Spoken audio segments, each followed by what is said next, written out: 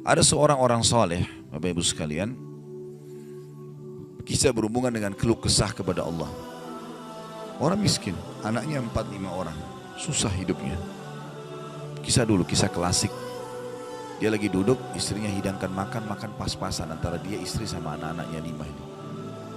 Orang miskin, susah hidupnya. Ada yang ketuk pintu malam-malam, begitu ketuk pintu dibuka, disuruh istrinya buka. Buka, ternyata orang miskin yang lain minta makanan. Orang miskin yang lain minta makanan. Maka istrinya lihat ke suaminya, apa perintahnya nih? Suaminya bilang kasih aja. Semuanya dikasih, karena kalau dibagi dua gak cukup. Orang miskin tuh bawa anaknya banyak, gak cukup makanan.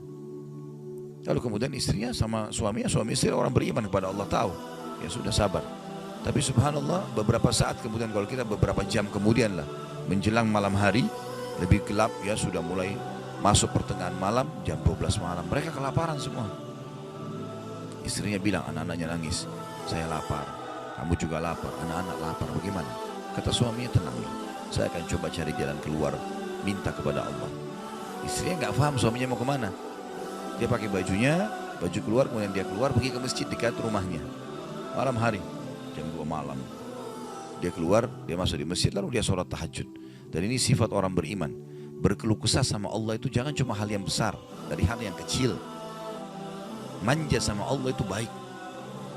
Ngeluh terus, minta terus sama Allah. Allah suka hambanya yang tamak dengan rahmat Allah. Tamak dengan rahmat Allah. Sudah sehat, minta ditambah kesehatan. Sudah kaya, minta ditambah kekayaan. Selalu minta tamak dengan rahmat Allah. Dan sudah pernah saya bilang, meminta sesuatu agar nikmat ditambah atau bertahan, itu adalah pahala lebih besar daripada kalau cobaan sudah datang baru kita minta diangkat cobaan tersebut. Kita sehat, minta agar Allah pertahankan kesehatan, itu lebih besar pahalanya dibandingkan nanti sakit baru minta disembuhkan. Jadi tamak dengan rahmat Allah itu penting. Kalau bahasa saya sebenarnya bermanja-manja sama Allah. Selalu ya Allah bantu, ya Allah tolong, ya Allah mudahkan, ya Allah terus hidupnya. Kalimatnya selalu begitu. Orang ini masuk ke dalam masjid, dia sholat malam lalu dia minta sama Allah, doanya begitu, ya Allah engkau tahu aku kelaparan dengan istriku dan anakku malam ini, maka berilah kami makan. Minta makan sama Allah ya. Maka yang terjadi dalam kisah ini dikatakan ada seorang raja, pemimpin wilayah itu, sudah 1 minggu mau taubat, sudah seminggu mau taubat. Dia tidak tahu harus kemana. Pada malam itu di mana orang soleh yang miskin ini sedang ibadah minta tolong kepada Allah dikasih makan, raja ini gelisah, dia keluar lalu dia bawa 1 kantong uang emasnya, dia bawa juga sekantong makanan yang terbaik yang dia punya di istananya. Kemudian dia bilang, ya Allah sebagai bentuk taubatku kepadamu, saya akan berikan ini kepada hambamu yang kau tunjuk ya.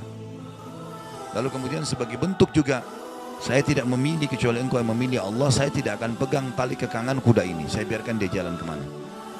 Akhirnya orang raja ini naik di atas kudanya, dia bawa itu kemudian jalan kudanya mampir di masjid yang ada orang soleh itu. Dia bilang, saya tidak tahu kenapa kuda ini mampir di masjid. Lalu saya turun, saya temukan dalam masjid, waktu zaman dulu gak ada lampu, gak ada penerangan, cuma dia dengar suara gelap di masjid. Dia masuk, temukan ada orang ini lagi berkeluh kesah sama Allah, minta, ya Allah saya sama istri saya kelaparan sama anak-anak, berilah kami makan gitu. Maka dia bilang, oh, raja ini pun setelah orang itu berdoa sholat lalu dipanggil, dia bilang, saya seorang raja di sini, saya raja di sini, saya sadar bertobat kepada Allah dan saya dengar doamu tadi kau minta makanan, maka ini saya kasih, ini harta saya yang saya niat sedekahkan dengan makanan, ambillah. Dan kalau kau punya masalah lagi, datang ke istana saya kapan saja. Kira-kira saya mau tanya Bapak Ibu sekalian, kita jujur menjawab, kalau seandainya kita di posisi orang ini, kita sudah dapat solusi. Kalau kita sekarang mungkin ada orang kasih kartu nama, nih ya, butuh apa saja telepon saya. Misal presiden, gak usah presiden terlalu tinggi lah. Misal seseorang kita temui orang kaya, ada masalah apa saya telepon ke saya akan bantu. Saya yakin umumnya orang meninggalkan Allah pada saat itu. Sudah selesai, dia pikir orang ini sudah bantu, sudah selesai. Tiap hari telepon orang itu, telepon dikasih bantuan. Perhatikan orang soleh ini apa yang dia bilang. Waktu raja itu bilang kalau ada keperluan apapun datang ke istana saya, dia bilang, saya demi Allah tidak akan datang kepada anda kalau saya punya masalah, tapi saya akan datang kepada Allah Tuhan saya dan Tuhan anda yang telah mengutus anda datang kepada saya malam ini membawa makanan.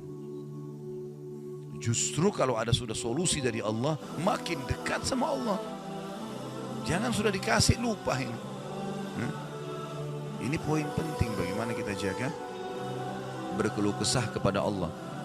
Jadi jangan berpikir Bapak Ibu sekalian, masa sih saya bisa sembuh hanya karena saya sujud? Masa sih saya bisa mendapatkan keturunan hanya karena saya sujud? Ini kesalahan ini. Justru harus kita fahami kalau itu bisa. Dan Allah punya cara. Setiap jawaban Allah kalau datang itu sesuai dengan sistem atau sunnatullah yang telah Allah ciptakan di alam kita ini. Misal saya berkeluh kesah, ya Allah sendal saya putus, gantikanlah. Sahabat begitu ya, para sahabat Nabi itu kalau sendalnya putus, ya Allah sendal saya putus, gantikanlah. Allah nggak lemparin sendal dari langit, nggak mungkin. Tapi apa yang terjadi?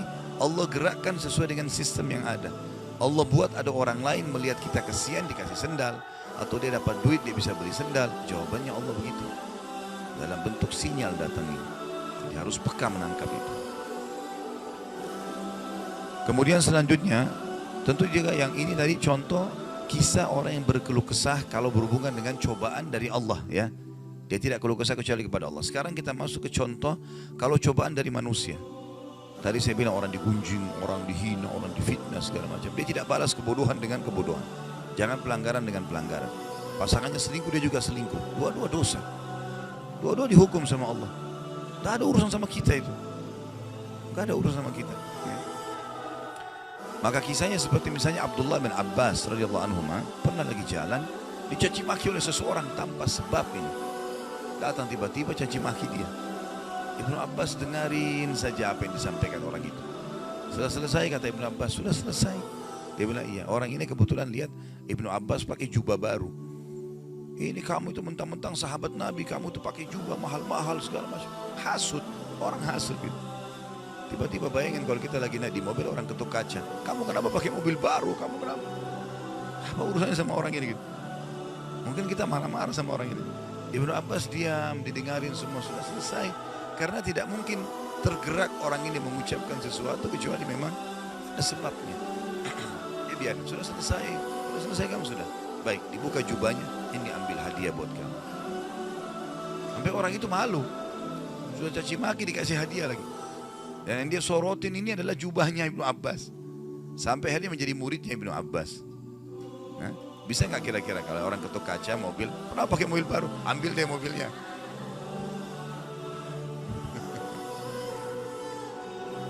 Baik, kisah yang lain, Ali bin Husain radhiyallahu anhu. Ini cucu Nabi SAW, anaknya Husain. Ya, radhiyallahu anhu ajma'in. Terkenal dengan Zainal Abidin, masyhur dengan kesalihannya. Dia pernah jalan dicaci maki oleh orang tanpa sebab ini. Mentang-mentang kau turunan Nabi, mentang-mentang kau begini, mentang-mentang kau begini, caci maki. Dia diam saja. Dia nggak bicara banyak. Didengarin. Orang-orang sekitarnya sudah marah nih. Tapi karena dia diam, orang diam semua. Sampai udah selesai dia bilang, wahai saudaraku, kalau seandainya kamu tahu lebih banyak tentang aku, mungkin kau akan lebih banyak cerita tentang keburukan.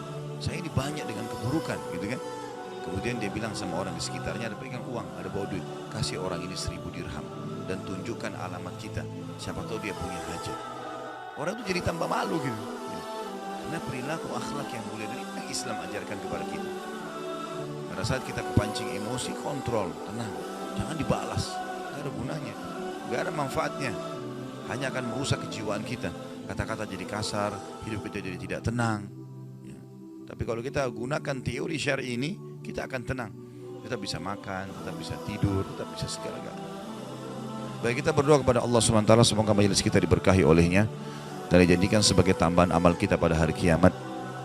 Dan semoga saja seluruh amal yang pernah kita kerjakan, yang akan kita kerjakan sampai ajal menjelang datang, diterima dengan kemahamurahannya. Dan semoga semua dosa yang pernah kita kerjakan sekecil sampai sebesar apapun diganti dengan kemahamurahan Sang Pencipta menjadi pahala. Dan kita mendoakan Indonesia untuk selalu makmur, damai, tentram, dan seluruh muslimin bersatu di bawah bendera tauhid la ilaha illallah Muhammad Rasulullah, kembali dalam segala ibadah mereka kepada Al-Quran dan Sunnah. Dan semoga Allah juga memberikan pemimpin-pemimpin yang muslim, yang adil, kembali kepada Al-Quran dan Sunnah. Dan juga semoga Indonesia menjadi contoh bagi negara-negara yang lain. Dan kita selalu mendoakan saudara kita di Palestina, di Syria, di Yaman, di Irak, di Myanmar, di Ahsa, dimanapun mereka berada yang sudah tertindas. Semoga Allah ikhlaskan niat mereka, terima para syuhada mereka, mulakan Islam di tangan mereka dan tangan kita semua. Dan semoga Allah partisipasikan kita bersama mereka di pahala, baik dengan doa, dengan harta, juga dengan jiwa kita. Dan semoga Allah dengan kemahamurahannya menyatukan kita semua di surga firdausnya tanpa hisab. Sebagaimana yang sedang kita di majlis ilmu yang mulia ini. Allahu alam, ini mungkin yang kita sampaikan, mudah-mudahan bermanfaat. Subhanakallahumma bihamdika asyhadu an la ilaha illa anta astaghfiruka wa atubu ilaik. Wassalamualaikum warahmatullahi wabarakatuh.